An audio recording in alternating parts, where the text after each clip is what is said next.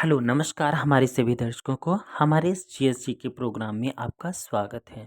और यहाँ पर हम आपके लिए लेकर आए हैं लूसेंट बुक सामान्य ज्ञान का महत्वपूर्ण और ताबड़तोड़ क्वेश्चन। यहाँ पर देखेंगे भूगोल का, लूसेंट भूगोल का निचोड़ होगा जिसमें 500 प्रश्न उत्तर अर्थात 500 एमसीक्यूज जो बहुत ही ज़्यादा मोस्ट इम्पॉर्टेंट हैं और जो सभी प्रतियोगी परीक्षाओं के लिए बहुत ही ज़्यादा रामबाण साबित होने वाले हैं। वो क्वेश्चन हम आपके लिए लेकर आए हैं। तो यहाँ पर देख रहे हैं, यहाँ पर सभी एग्ज़ाम्स के लिए बहुत ही ज़्यादा रामबाण है। ये आपकी लूसेंट बुक बुक है जिसके बहुत ही इम्पोर्टेंट क्वेश्चन हैं। चलिए आइए स्टार्ट करते हैं अपनी इस क्लास को। और हमारे इस क्लास को ज़्यादा से ज़्यादा आप शेयर कर दीजिए, जल्दी से जल्दी शेयर कीजिए और हमारे कमेंट में भेजिए कि ये क्लास आपको कैसी लग रही है और हम आपके लिए ऐसा कौन सा कंटेंट बना कर लाएं जो बहुत ही बेहतरीन आपके लिए साबित हो। चलिए हम स्टार्ट करते हैं अपनी क्लास को। और यहाँ पर देख रहे हैं आपका पहला क्वेश्चन आ चुका है 61 नंबर। इसके पहले क्वेश्चन हमने पहले वीडियो में कवर किए हैं। चलिए देखते हैं। अब हमारा जो पहला क्वेश्चन है इसमें विद आंसर सहित आपको क्वेश्चन यहाँ पर देखने को मिलेंगे।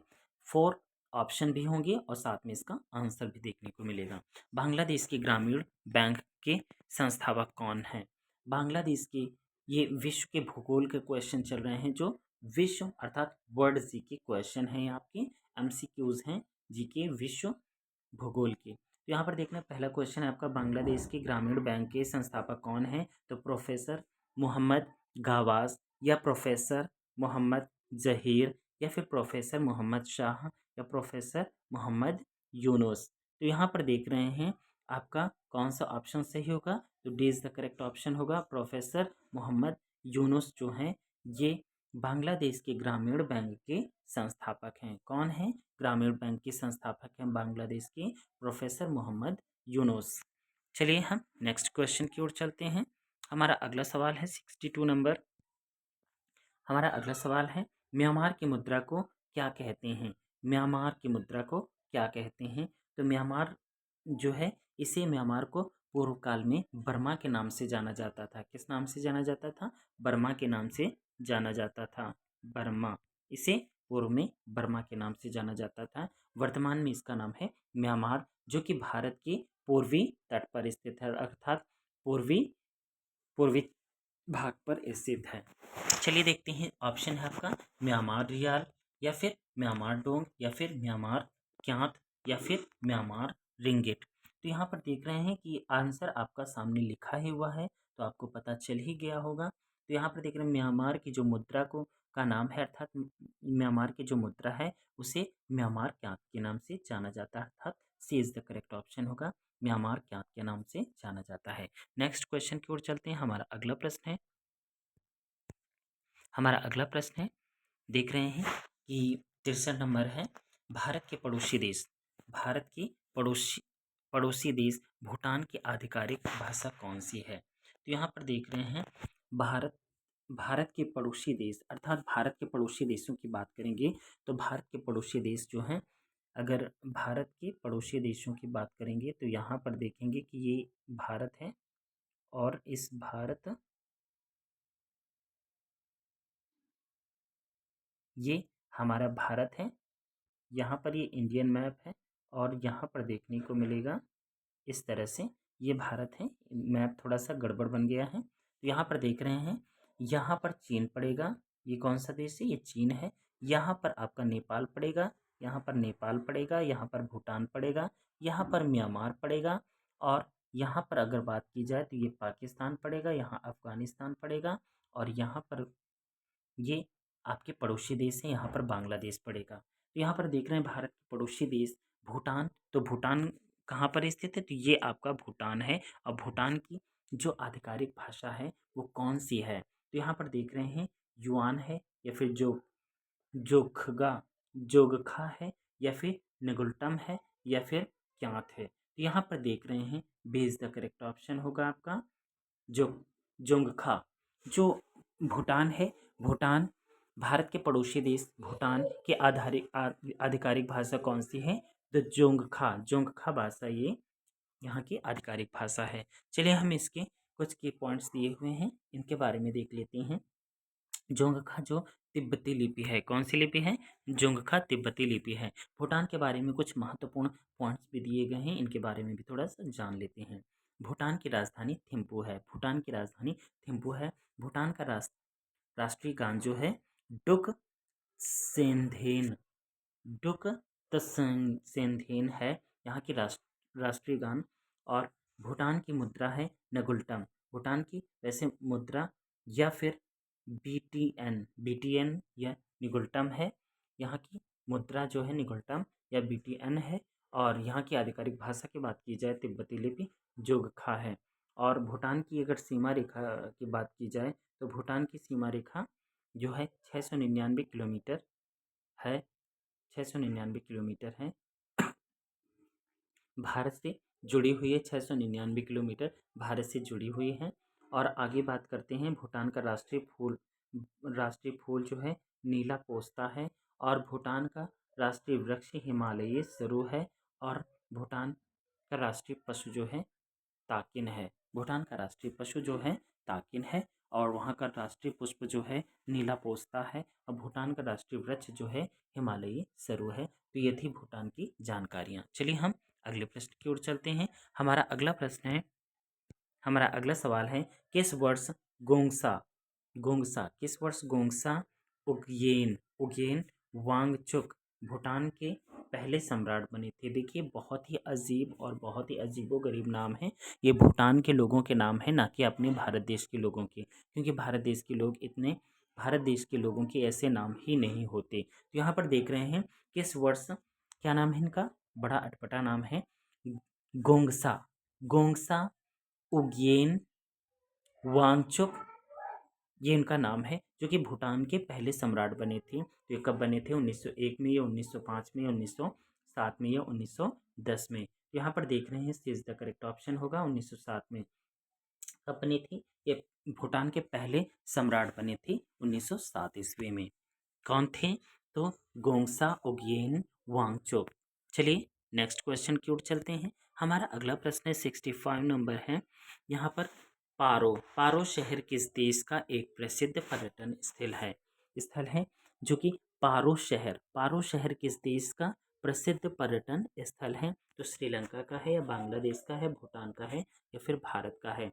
तो पारो शहर जो है भूटान से, इज द करेक्ट ऑप्शन होगा आपका भूटान। भूटान शहर जो है, ये भूटान देश जो है, यहाँ पारो शहर जो है भूटान देश में स्थित है, वहाँ का पर्यटन स्थल है। चलिए हम अगले प्रश्न की ओर चलते हैं। हमारा अगला, इसके कुछ की पॉइंट्स दिए हुए हैं, इस की पॉइंट्स पर ध्यान देते हैं। पारो राजधानी थिम्पू के पश्चिम में भूटान में एक घाटी शहर है। यह शहर अपने डुकचोइंग मंदिर के लिए प्रसिद्ध है। किसके लिए? डुकचोइंग मंदिर के लिए प्रसिद्ध है। चोइंग मंदिर को 1525 में तिब्बत में, यहाँ पर 1525 में तिब्बत में रालुंग के राजकुमार महासभा नगवांग चोंगियन द्वारा बनाया गया था। ये बहुत ही अजीबोगरीब इनके भूटानी लोगों के नाम होते हैं। यहाँ पर देख रहे हैं 1525 ईस्वी में तिब्बत में रालुंग के राजकुमार जो थे ये नगवांग चोंगेल, इनके द्वारा ये मंदिर बनवाया गया था। चलिए हम अगले प्रश्न की बात करते हैं। हमारा अगला प्रश्न है 66 नंबर है। निम्नलिखित में से कौन सा म्यांमार का सबसे बड़ा जातीय समूह है? निम्नलिखित में से कौन सा म्यांमार का सबसे बड़ा जातीय समूह है? तो यहाँ पर करेन है या फिर रोहिंग्या है या फिर बामर है या फिर शान है? तो यहाँ पर देख रहे हैं म्यांमार जो कि भारत के पूर्व में स्थित है। म्यांमार देश की का जो सबसे बड़ा जातीय समूह है, कौन सा है? तो ये बामर जो है, ये बामर जो है, इज द करेक्ट ऑप्शन होगा। म्यांमार का सबसे बड़ा जातीय समूह है बामर। चलिए हम अगले प्रश्न की ओर चलते हैं। हमारा अगला क्वेश्चन है 67 नंबर है। भूटान का राष्ट्रीय खेल कौन सा है? भूटान का राष्ट्रीय खेल कौन सा है? तो तीरंदाजी, भूटान का राष्ट्रीय खेल तीरंदाजी या फिर शूटिंग या फिर ताइक्वा ताइक्वांडो या फिर कुश्ती, तो कौन सा है? तो यहाँ पर देख रहे हैं भूटान का जो राष्ट्रीय खेल है ये कौन सा है? तीरंदाजी। कौन सा है? ए इज द करेक्ट ऑप्शन होगा तीरंदाजी। भूटान का राष्ट्रीय खेल जो है तीरंदाजी है। चलिए हम अगले प्रश्न की ओर चलते हैं। हमारा अगला प्रश्न है, भूटान में किस धर्म के अनुयायियों की संख्या सबसे अधिक है? भूटान में किस धर्म के अनुयायियों की संख्या सर्वाधिक है? तो हिंदू धर्म के या इस्लाम धर्म की या बौद्ध धर्म की या ईसाई धर्म के? तो यहाँ पर देख रहे हैं भूटान में बौद्ध धर्म के, सी इज द करेक्ट ऑप्शन होगा आपका। बौद्ध धर्म के लोग सर्वाधिक स्थित हैं। अब क्योंकि भारत में बौद्ध धर्म का निर्माण जो था भारत के उत्तर में ही हुआ था, जो जहाँ पर ये नेपाल और भूटान के मध्य बिहार राज्य से प्रारंभ हुआ था। गौतम बुद्ध का जन्म बिहार में ही हुआ था।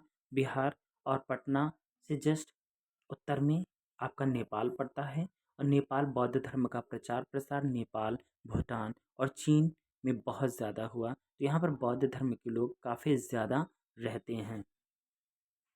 चलिए हम अगले प्रश्न की ओर चलते हैं। हमारा अगला प्रश्न है 69 नंबर। यहाँ पर देख रहे हैं किस देश में घो पुरुषों का पारंपरिक एवं राष्ट्रीय परिधान है? किस देश में घो पुरुषों का, यहाँ पर घो पुरुषों का पारंपरिक एवं राष्ट्रीय परिधान है? थाईलैंड में या कंबोडिया में या भूटान में या फिर वियतनाम में? ये भूटान जो है, भूटान देश में। तो यहाँ पर घो पुरुषों का पारंपरिक एवं राष्ट्रीय परिधान क्या है? तो ये है, किस देश का है? तो ये भूटान का है। किस देश का है? भूटान का है। चलिए हम अगले, यहाँ पर इसके कुछ की पॉइंट्स दिए गए हैं तो इसके बारे में जानकारी कर लेते हैं। यहाँ पर देख रहे हैं भूटान में सभी के लिए सभी के लिए पोशाक पहनना अनिवार्य है। घो भूटान में पुरुषों द्वारा पहनी जाने वाली पारंपरिक पोशाक है। ये घो क्या है? ये घो क्या है? ये घो जो है एक प्रकार की पोशाक है जो भूटान में पहनी जाने वाली एक प्रकार की पोशाक है जो पुरुषों के द्वारा ही पहनी जाती है। घो बहुमुखी और आरामदायक है।